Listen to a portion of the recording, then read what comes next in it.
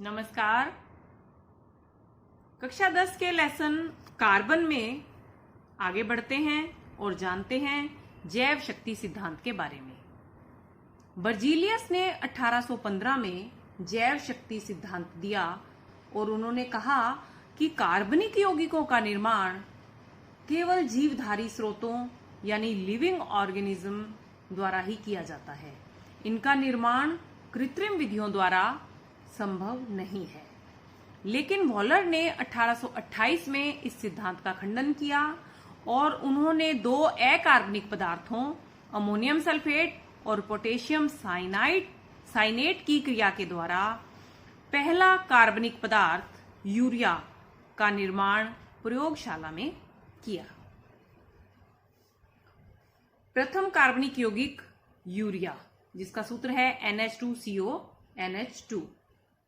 यहाँ कुछ objective question तैयार होते हैं, आप ध्यान देंगे। जैव शक्ति सिद्धांत किसने दिया, कब दिया, इसका खंडन किसने किया, और पहला कार्बनिक यौगिक जिसका निर्माण प्रयोगशाला में हुआ उसका नाम बताइए।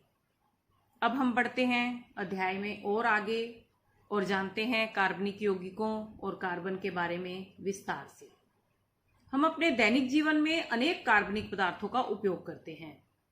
अनाज, टेबल, चेयर, पेट्रोल, कागज, कपड़े, तेल, साबुन, अपमार्जक, पेंसिल, रबड़, इन सभी में कार्बन तत्व पाया जाता है।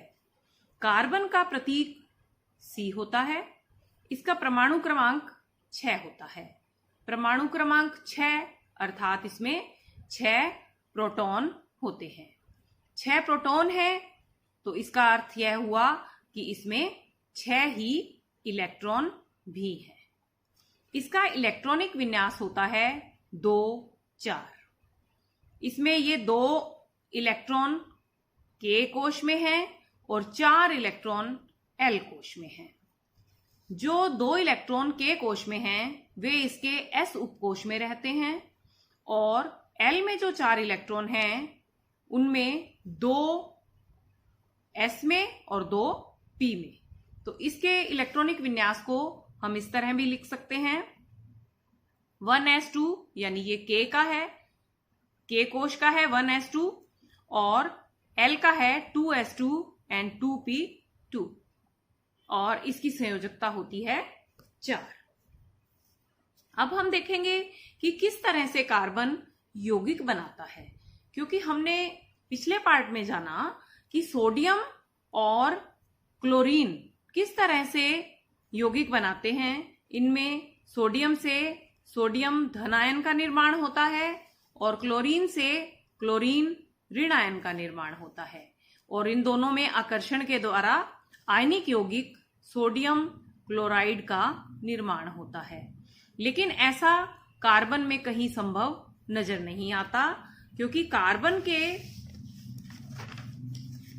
बाहरी कोश में 4 इलेक्ट्रॉन हैं। ये आप इसकी रचना देख रहे हैं। नाभिक है जिसमें प्रोटॉन और न्यूट्रॉन रहते हैं। K कोश में 2 इलेक्ट्रॉन हैं और L कोश में 4 इलेक्ट्रॉन हैं। तो ऐसी स्थिति में आप देखिए, जब बाहरी कोश में 4 इलेक्ट्रॉन हैं तो स्थायी विन्यास के लिए 8 किस तरह से हो सकते हैं। ये 4 त्यागे नहीं जा सकते क्योंकि इसका नाभिक 6 प्रोटॉन वाला है और इन 6 पर उसने अपनी पकड़ रखी है और 4 इलेक्ट्रॉन और भी ग्रहण नहीं किए जा सकते क्योंकि 6 प्रोटॉन वाला नाभिक 10 इलेक्ट्रॉनों को संभाल नहीं पाएगा।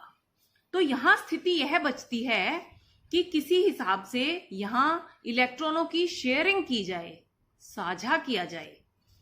तो हम जो कार्बनिक यौगिकों में पहला यौगिक नाम आता है मेथेन, जिसका सूत्र है CH4 और C जो है इससे 4 हाइड्रोजन के परमाणु जुड़े हैं। यह इसकी रचना है। यह कैसे बनता है इसके बारे में समझते हैं।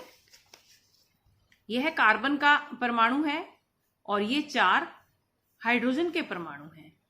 अगर 4 हाइड्रोजन के परमाणु एक इलेक्ट्रॉन का साझा कार्बन से करते हैं तो आप ये देखिए कि जो बाहर जब साझा हो जाएगा तो कार्बन के पास 8 इलेक्ट्रॉन हो जाएंगे, क्योंकि इन 2 इलेक्ट्रॉनों पर कार्बन का भी हक है और हाइड्रोजन का भी हक है।